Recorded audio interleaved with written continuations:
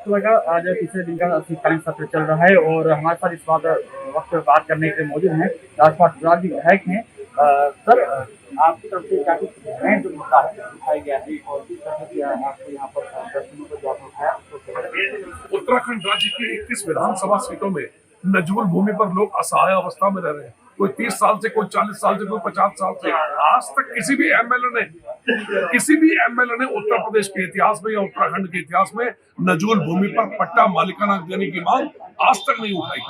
लोग 20-20 साल भी यहाँ पर विधायक रहे, लेकिन मैं पिछले 10 साल से तपस्या कर रहा हूँ, संघर्ष कर रहा हूँ। यहाँ तक कि मैंने प्रतिज्ञा ली, अगर नजूल का निपटारा नहीं होगा, ये भूमि विवाद नहीं निपटेगा, तो मैं विधानसभा का चुनाव फरवरी 2022 में नहीं लड़ूंगा। लेकिन मैं धन्यवाद दूंगा अपनी धामी सरकार का, श्री पुष्कर सिंह धामी जी के नेतृत्व में मंत्रिमंडल से भी उन्होंने पास किया और कल विधान पटल पर भी रखा गया। आज विधानसभा में कानून के रूप में, अध्यादेश के रूप में नजूल भूमि का मामला आ रहा है। मेरे जीवन का सपना साकार हो रहा है, मेरी प्रतिज्ञा पूर्ण हो रही है, मेरा संकल्प पूर्ण हो रहा है।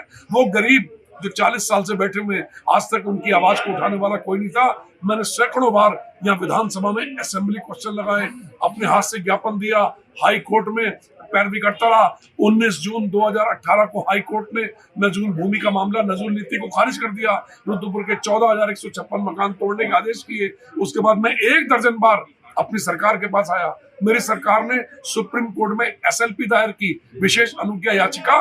उस अनुज्ञा याचिका पर स्टे हुआ, मकान टूटने से बचे। लेकिन नजूल नीति के बारे में माननीय सुप्रीम कोर्ट ने कोई टिप्पणी नहीं की। जो हमारी वो एप्लीकेशन लगी थी, उस पर लगातार मैं सुप्रीम कोर्ट भी जाता रहा। 31 अगस्त को गया, 6 सितंबर को गया। 6 सितंबर 2021 को मैंने एक अर्जेंसी एप्लीकेशन अपनी सरकार के वकील साहब श्री जतेंद्र कुमार जी के माध्यम से सुप्रीम कोर्ट में फाइल कराई। उस अर्जेंसी एप्लीकेशन पर जो 6 सितंबर को 2021 को लगी थी, उस पर 3 दिसंबर को जजमेंट आ गया। नजूल नीति पर भी स्टे हो गया। तत्काल मेरी सरकार ने, धामी सरकार ने कार्रवाई की और 6 तारीख को, इसी 6 दिसंबर को मंत्रिमंडल की बैठक में पारित करके और उसको कानून के रूप में, अध्यादेश के रूप में कल 10 तारीख को विधानमंडल पर पटल पर रखा गया। आज उस पर चर्चा होगी, वो ओके हो रहा है और मेरे जीवन का सपना साकार हो रहा है। वो गरीब लोग जाके पैर न पड़े वे भाई, वो क्या जाने पीर पर आई। उनके दर्द को समझते हुए मैंने प्रतिज्ञा ली थी और आज धामी सरकार की वजह से मेरी प्रतिज्ञा पूर्ण हो रही है। मैं अपनी भारतीय जनता पार्टी का बहुत कृतज्ञता से आभारी हूँ।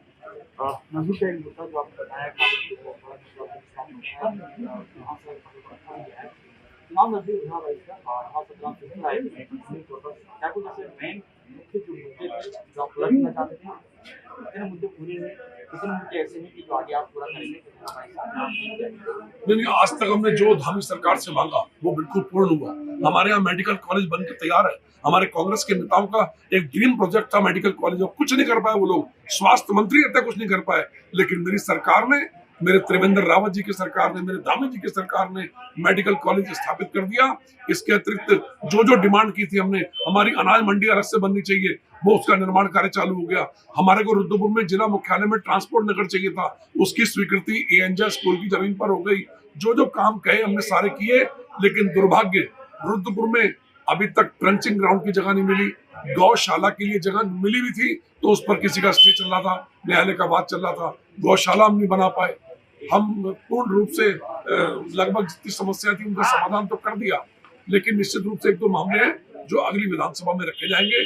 पब्लिक ने बहुत आशीर्वाद दिया, मेरी सरकार ने बहुत आशीर्वाद दिया। पब्लिक के सहयोग से, सरकार के आशीर्वाद से बाकी समस्याओं का भी निपटारा कराया जाए।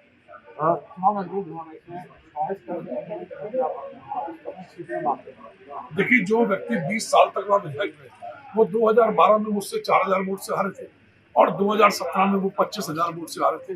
वो मेरे सामने चुनाव नहीं लड़ रहे। अब कांग्रेस का जो भी प्रत्याशी आएगा, मुझे तो अपनी भारतीय जनता पार्टी का झंडा बुलंद करना है और बीजेपी के झंडे के नीचे रहते हुए जो नजूल का मामला हल हुआ है, इससे मुझे लगता है कि Bharatiya Janata party bumper vote से 66 रुद्रपुर विधानसभा को बम्पर वोट से जीतेगी।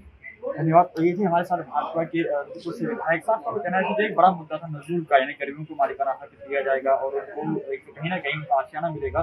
साथ 2022 के चुनाव को लेकर स्पष्ट कहना है कि जो वादे किए थे वो लगभग पूरे हो चुके हैं और जनता के आशीर्वाद से एक बार फिर से भाजपा का झंडा बुलंद किया जाएगा।